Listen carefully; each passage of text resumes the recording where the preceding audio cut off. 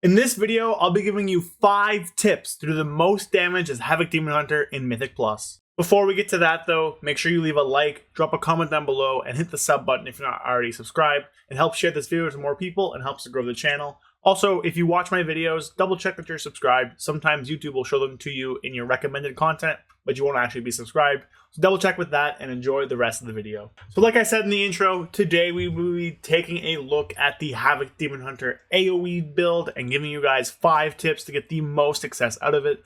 So for reference, we'll be talking about this build mainly, as well as swapping out Blind Fury for Burning Hatred. Otherwise though, this will be the build we're looking at. I have 2 other videos in this series for Havoc Demon Hunter. So if you want some tips about those, you want to check out those things, I think there's one that's more general and one that's based more on the single target / Glaive Tempest stuff. Then take a look. They should be linked up in the top as well as in the description, so check those out. But otherwise, let's get right into it and start with the first topic of our tips, and that's going to be Ragefire and Immolation Aura. The Ragefire is a very, very powerful talent for Havoc Demon Hunter in Mythic Plus. This talent right here is going to be a lot of your damage. Basically, each time Immolation Aura deals damage, critical damage, 35% of up to 3 critical strikes is gathered into Ragefire, and then when it expires, boom, you blow up, Ragefire explodes, and deals a ton of damage. Now, a lot of this comes because of Growing Inferno. Growing Inferno makes basically your Immolation Aura ramp up as you do it, and then also there's Burning Wound. But the thing with Burning Wound is that Immolation Aura and Ragefire only gather the first 3 critical strikes instead of the highest 3. So the chance of you hitting this on Burning Wound are smaller, but they're still there. So these things all kind of combine together to hit really, really big Ragefires. But there's a few little tips you can do. So to help illustrate what I'm going to say, I've installed the Ragefire Weak Aura by friend of the channel and fellow Havoc Demon Hunter YouTuber, Jedith. So shout out to him. Link to the Weak Aura is in the description. So same with his channel. He's much bigger than me, so you've probably heard of him, but if not, go check him out. That's where I got this Weak Aura from. So the first of 2 tips I will give for Ragefire is to push Immolation Aura while you're in combat. So something a lot of people forget about, if we read Immolation Aura, you can see in the bottom right here in the tooltip, it actually deals damage on the initial hit as well, 4,000 chaos damage. Now that's basically another tick of Immolation Aura, which means that it actually ends up adding to your Ragefire again. So we'll do this in a comparison. We'll start off, I'm just going to throw out my Glaive first so we get a little bit extra Burning Wound. So we'll throw this out, throw off the Glaive, we hit combat, and then boom, we Immolation Aura. We already have 6,000 on our Weak Aura. So we'll just let it kind of tick up. I won't really do anything special or unique here. We'll just kind of stand here and let it tick up. So I think I'm getting a little unlucky with my crits, but that went up to about 62k. I've had it do much higher if I'm actually doing my rotation. So being in that initial hit is very important for adding damage into your Ragefire. So we'll wait here for another 4 or 5 seconds. This would be funny if I get more lucky with this one. If we Immolation Aura out here and then rush in, I've wasted a few ticks of my Ragefire, and we're getting luckier with this one, which is funnier. But I've wasted a few ticks, so we're actually starting off at a smaller value. Now, it still does tick up, it's still doing damage, but by being out of range whenever I start my Immolation Aura, I am missing out on that first really important initial tick. Same thing here is that whenever it does damage, it increases. So if you miss that initial tick when you're outside of combat, you push and then rush in, you're actually going to miss one of the increases from Growing Inferno. So being in combat when it starts is very, very important. So we'll do my other little, we'll do like a full opener here. We'll do this. I'm just going to hunt in because why not? Throw a Glaive, Immo Aura as we go through, rush, and then I-beam. So the other important thing is that when it explodes, you really need to make sure you're in range. So this happens a lot where you're kind of just zipping around. But as this number starts to go down, you don't want to be caught outside, like out here in the middle of nowhere. The thing with Ragefire is that its range is not very big. It's, I think, 5 to 8 yards. So if you're kind of zipping around, so I'm just battle rushing, I'm going around everywhere. We're just doing DPS. Oh, my momentum's falling off. Okay, we'll pick it back up. Oh, okay, I'll rush again, and now I'm out here. And boom, Ragefire hits like 3 targets. So if you do that, Ragefire will do a lot less damage. It's something you don't really want. Now, you're probably just thinking, oh, I can just kind of stand still during my Immolation Aura. I don't need to move around. That is incorrect if you want the most damage. There's a reason for that, and that reason is momentum. Momentum increases all of your damage by 8%, and while it won't directly increase the damage of Ragefire, The last few ticks of your Immolation Aura are very, very powerful. They deal almost 10, 15 plus thousand damage. So having that 8% increase will actually add into your Ragefire, have it deal more damage. So again, if you want the weak aura I was using to help illustrate my points, grab it from Jedith, description, his channel, whatever. Basically with Immolation Aura, you want to make sure that you're in range at the end of it, you're in combat as you hit initially, and also you want to make sure you have your momentum for the final few bits of the damage portion, right? So I want momentum here. I'll have momentum here for when my Immolation Aura runs out, getting the most damage on the last few ticks there. So that's it for the first tip. The next thing I'm going to talk about are going to be the glaives, specifically with Accelerating Blade, Soul Rend, and Furious Throws. Now, there's a few things for this. The first of these is that these are actually buffed by different effects. So you always want to make sure you're throwing these out whenever you have both momentum as well as initiative, as this will be the most damage for them because they can crit and they get the momentum buff. So first tip for these, throw them out with momentum and the crit buff. So see there, they just kind of going to end up doing a lot of damage. They crit. My Soul Rend here should tick for a decent amount, 120% of what this Glaive did. So it should end up doing a lot. That's the first tip. First tip, obviously, make sure you're using them with momentum and initiative whenever possible. The other tip, though, is that their priority in AoE is actually not what was originally communicated in a lot of rotational guides. And that is, as long as you're not overcapping them, you actually want to be spending Fury on Chaos Strike instead. So you can see here, I have my Glaive at 4 seconds, 3 seconds, throw a Chaos Strike, and we'll throw it out again, just so I don't overcap. So as long as you have the Fury to be using Chaos Strike and stuff, you don't want to actually spend your Glaives as long as you don't end up overcapping on your Glaives. So the biggest deal with your Glaives is just do not overcap, spread them with momentum, and use them with initiative. You don't need to be spending them immediately. You can still use your Fury on other things such as Chaos Strike, things like that, because as long as you're not overcapping, you're actually not losing any damage with Glaives.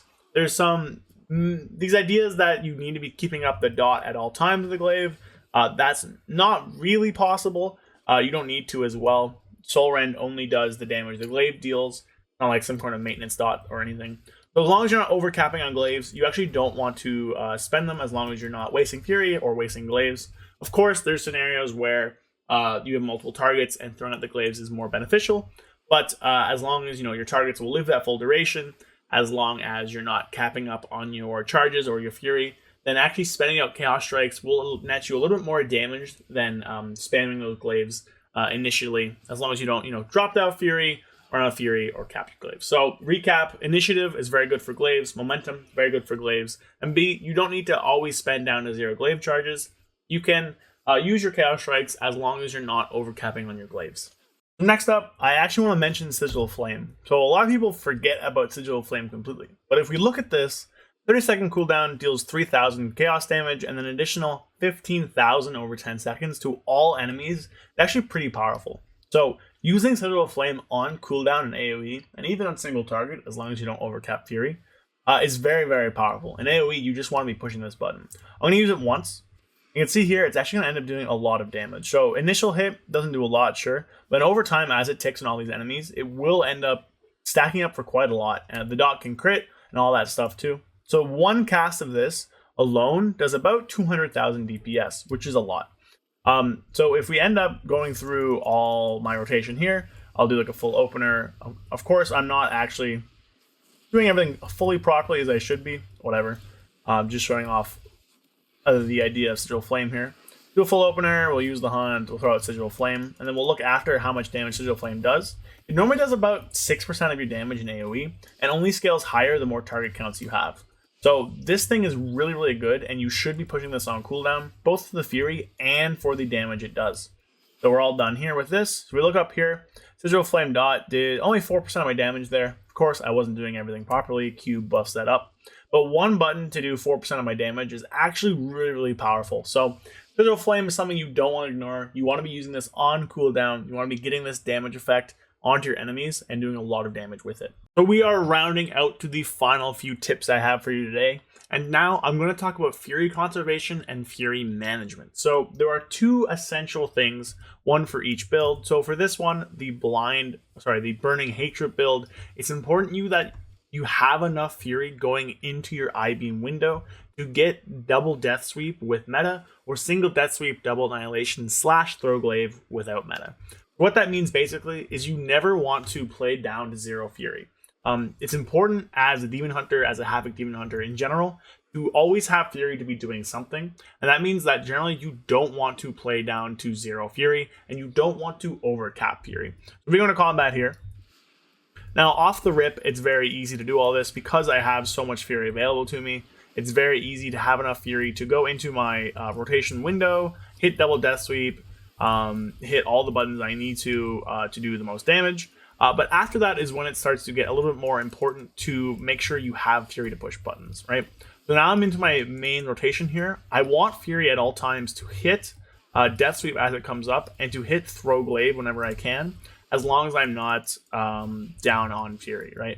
So again, it's important here that I'm spending Fury, I'm not overcapping charges. And you see how I'm kind of dancing in between like 40 and 90 Fury, never really going above that, never really going below that. That's kind of the situation you want to be in when you're doing this. And you can see I'm kind of building up here for I-Beam.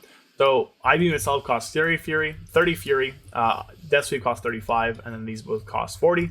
So it's important when you go into that window, you have a little surplus of Fury. So that's kind of the tip here, is just kind of maintain your Fury bar between that 40 Fury and that 90 Fury threshold, so you're never overcapping, but you always have enough to do things and push buttons as well. You need to make sure you have Fury for your Death Sweeps, for your throw Glaives, and then throwing out Chaos Strikes whenever you don't have anything. On top of that, it's important to pull a little bit of Fury, so you want to be towards the higher end, like 90, when you go into that I-Beam Essence Break window. Now, for Blind Fury here, if I swap out Burning Hatred to Blind Fury, you actually don't need to pull any Fury at all for your window, because Blind Fury itself will give you 40 Fury on I-Beam's cast, so it'll refund the I-Beam, and then also you'll just get enough through Vengeful Retreat. But with this build, because you have much less from Immolation Aura, it's very important that you actually throw out less Chaos Strikes. So I talked about this a little bit in my video on Wednesday, where I was talking about how with this build, because you have so many less Fury generators, that you end up using less Chaos Strikes. So we can see here that I kind of don't want to dip down below 63. I'm doing this now because I have Vengeful Retreat coming back up, so I'm going to get some Fury generation. But I'm throwing out a lot less Chaos Strikes. You can see I'm almost not pushing the button on this left side, only really pushing it to spend when I have another generator available to me. So right here, I have Fellblade, so I'm going to push it, and now I'm going to kind of sit. I'll spend a little bit because I have my I-Beam coming up, and I'll use that. But you throw out a lot less abilities with this build, so you definitely want to kind of sit lower on the Fury scale a little bit. I have a Fellblade, so I'll spend down a bit. Now, of course, you also get lucky with your generational procs. But here, I'm going to throw out my thing, and I'll kind of sit and wait a bit.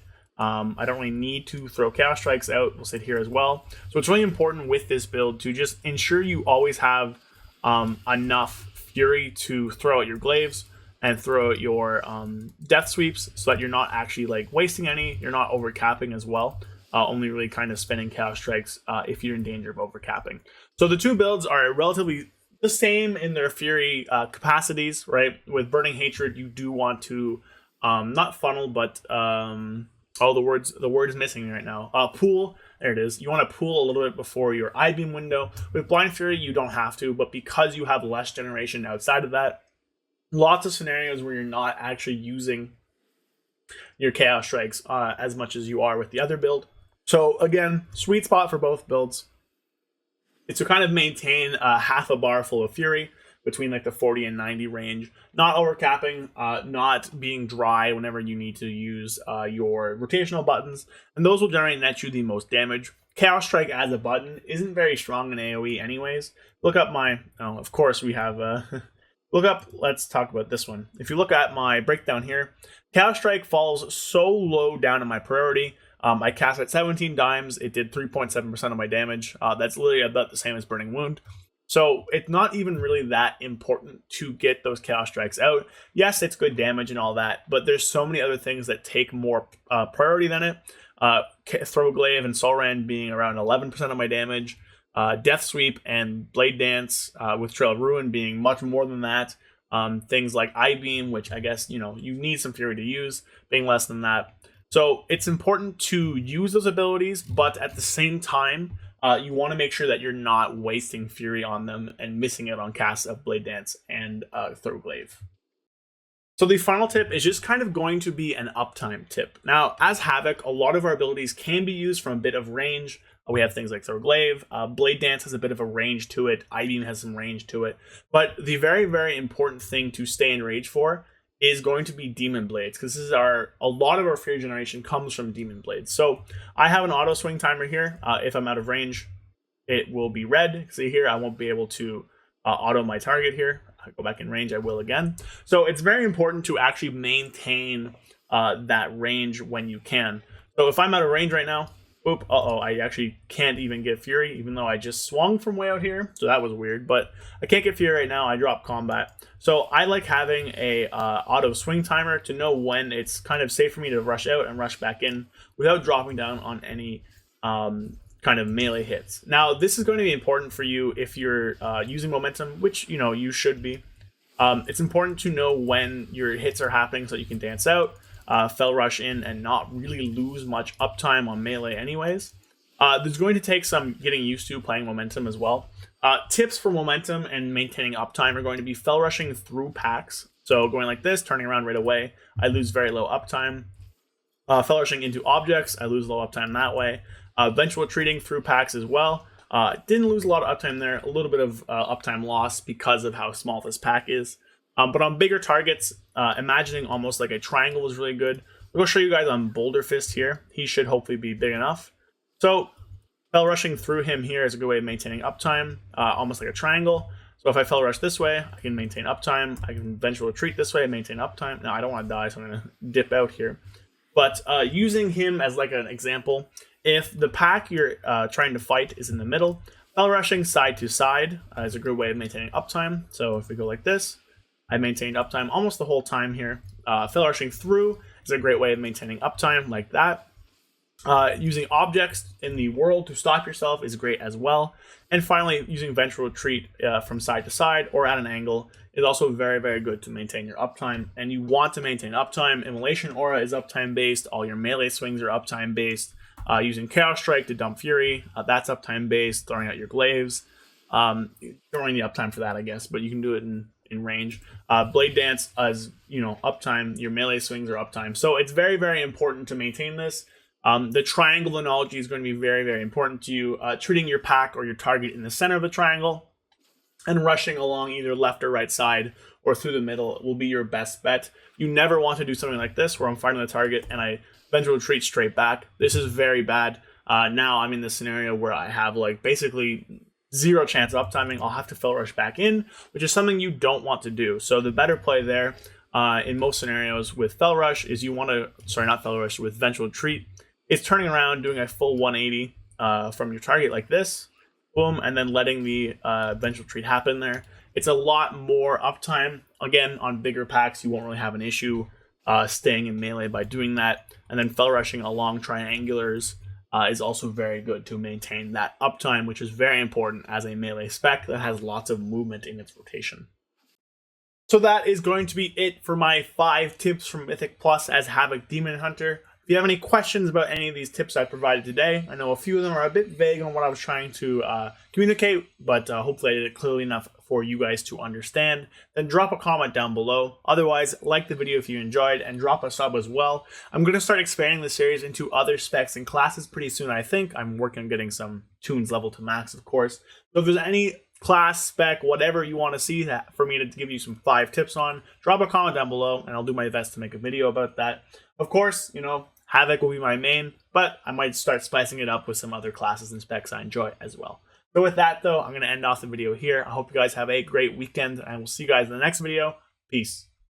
A big shout out to my YouTube channel members, Dam and Flapjack67. Your guys' support has really helped me make these videos as good as I can. If you're looking to support me and help me make more videos and better videos, then click the link in the description below to learn more about channel membership and get a ton of sweet perks while you help me make this channel as great as it can. Thank you.